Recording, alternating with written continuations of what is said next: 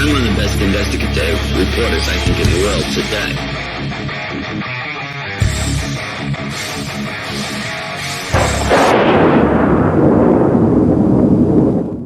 Hey everyone, and welcome back.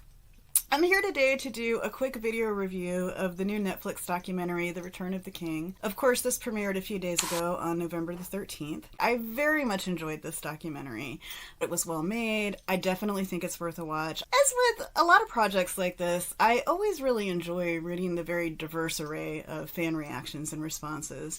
I've come across examples of a lot of people who really liked the fact that it was positive, that this was a positive representation of Elvis.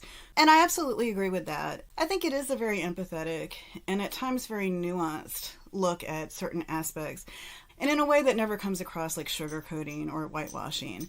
I did feel like the interpretation of Elvis it offered us felt authentic. Having a positive statement like this about Elvis on a major streaming network like Netflix is a win, is a huge win. Now, when we look at the actual subject matter, which of course is the 68 special, it's impossible not to be reminded of the fact that just a little over a year ago, in August of 2023, we also saw another documentary about the 68 comeback special. This, of course, being Steve Binder's Reinventing Elvis project. Now, I will say that I think both of these projects stand on their own, and I think there are valid reasons for watching each independently.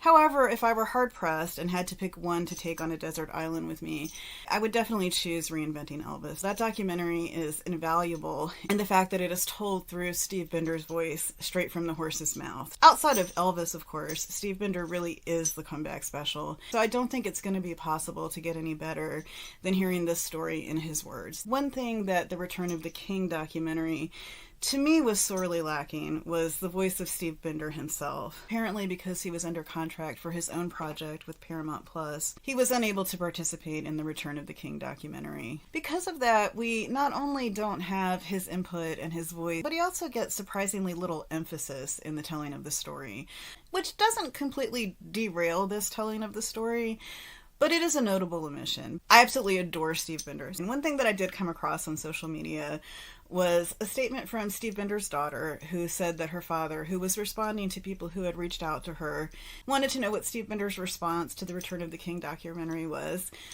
She shared that he was amused, primarily because the Return of the King documentary, without having a lot of people who were there firsthand, really ended up being a lot of talking heads of people who had no connection to the comeback special and were merely sharing their opinions. This is a two things can be true at the same time type of situation for me. It's true that I really did enjoy the Return of the King. It is also true that I completely understand where Mr. Binder is coming from there.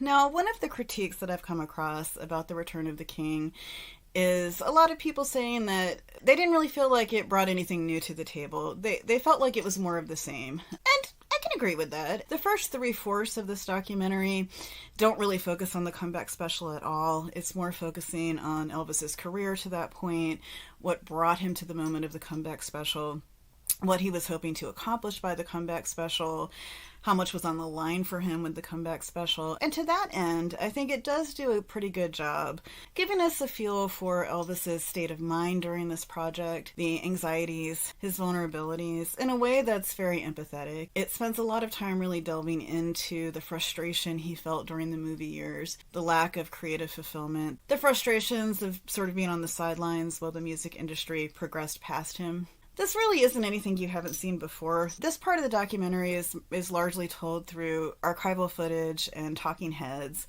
As Mr. Binder pointed out, most of these talking heads really don't have any direct connection with Elvis or the events that they're talking about.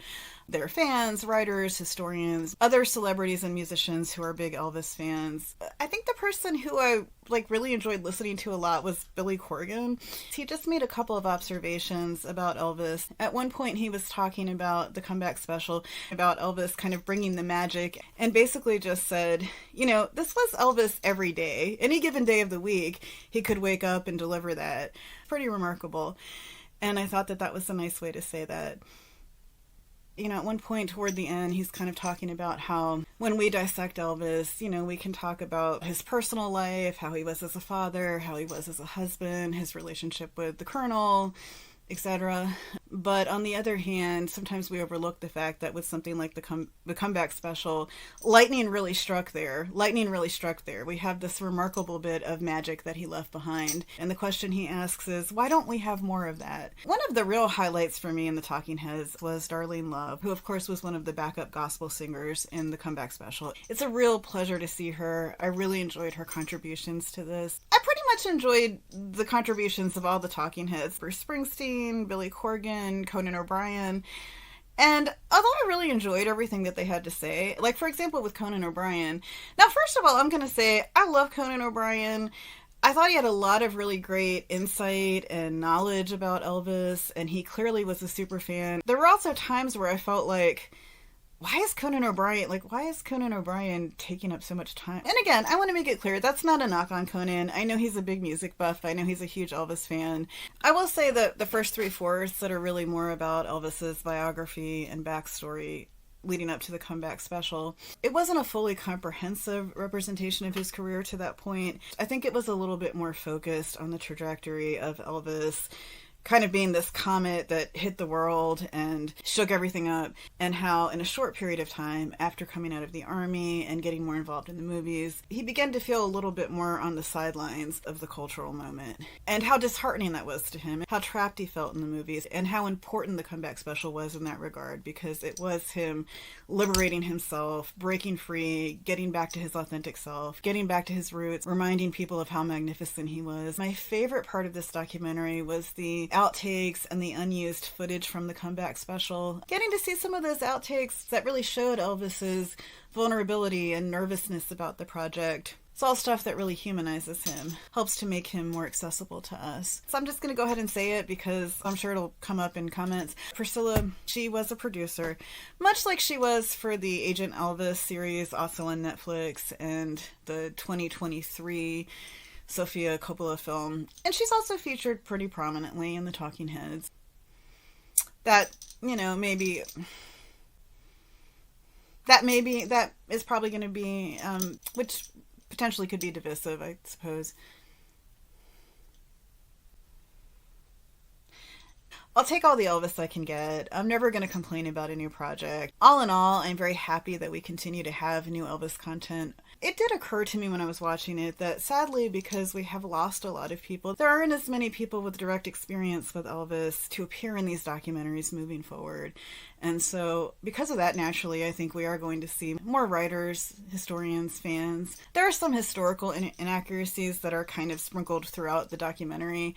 It's definitely not the same as hearing it from the actual figures in the story. But all the same, I think that there is value in hearing fans talk too. It occurred to me at one point when I was listening to one of the Talking Heads and kind of thinking, I mean, this is cool and all, but it's just kind of somebody's, you know, fan interpretation. And then I kind of thought, well, yeah, but I mean, so are these YouTube videos, really. I think there is something to be said for fans sharing their passion and what it is that resonates with them about the story. And I think that in future documentaries, that's probably the direction that things are going to take more. And I hope that we continue to get good documentaries like this. I hope this gets good views. If you haven't seen it, give it a watch. It's available on Netflix now. If you have seen it, please feel free to drop your comments below. If you like this video, please like, share, and subscribe. And I so look forward to seeing y'all next time. It doesn't have to end here. Click on one of the videos below for Elvis and more. And we'd love to have you like, share, and subscribe. And maybe even join so we can put some more gas in this thing.